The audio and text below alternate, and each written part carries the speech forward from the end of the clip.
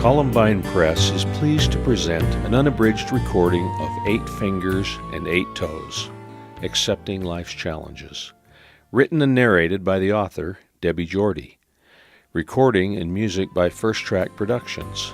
Copyrighted 2010 by Debbie Jorde.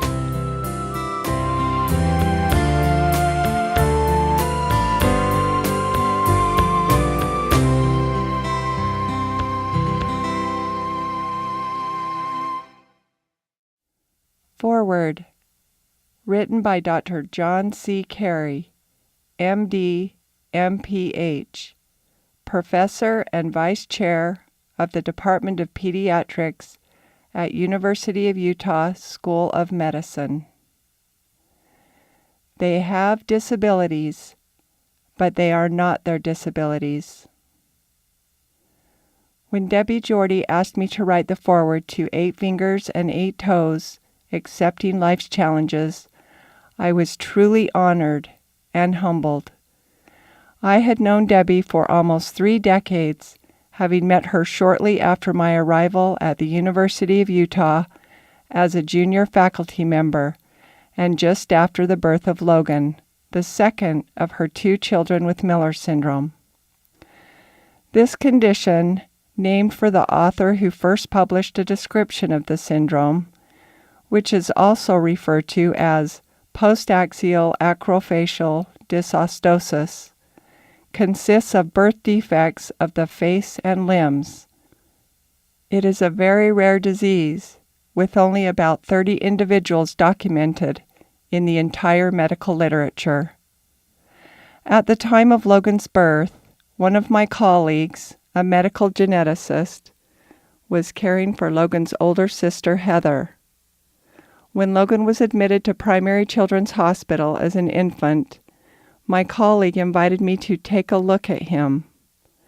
As a young and recently trained clinical geneticist, I reviewed the medical chart and appreciated the experience of seeing a child with this rare syndrome.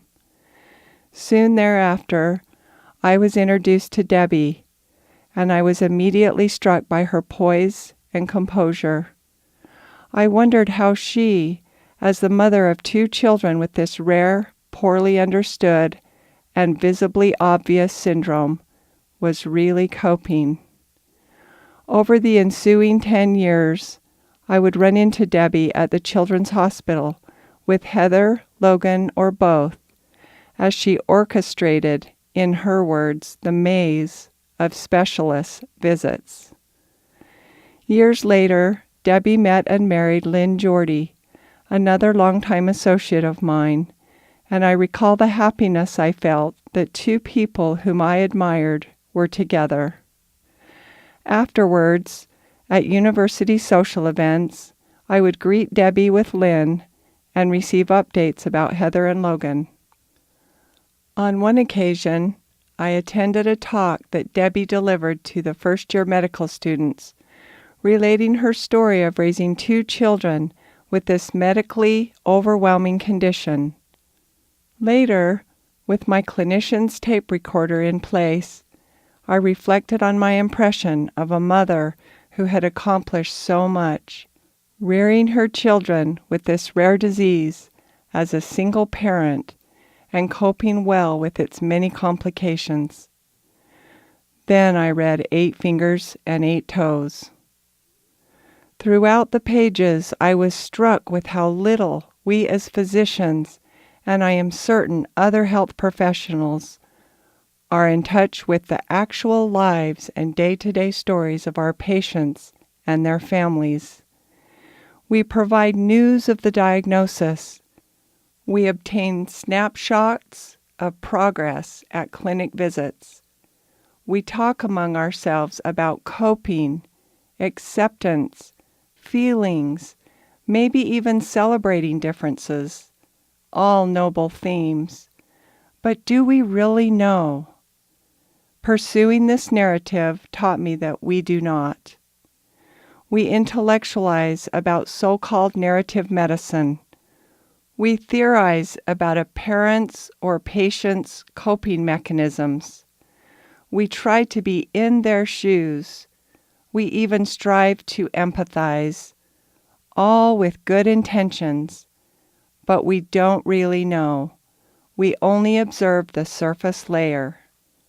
Debbie Jorde has created a masterful piece that exemplifies what is now an emerging genre.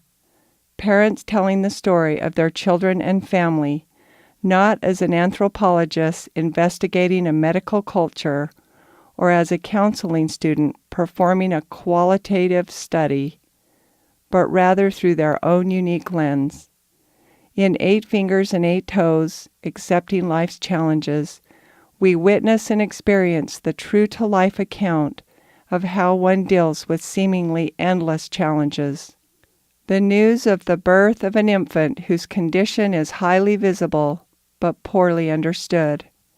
The chronic medical problems requiring many surgeries and regular visits to multiple specialists, and the existential dilemma, the assault on the meaning and essence of parenthood, of the condition's genetic nature.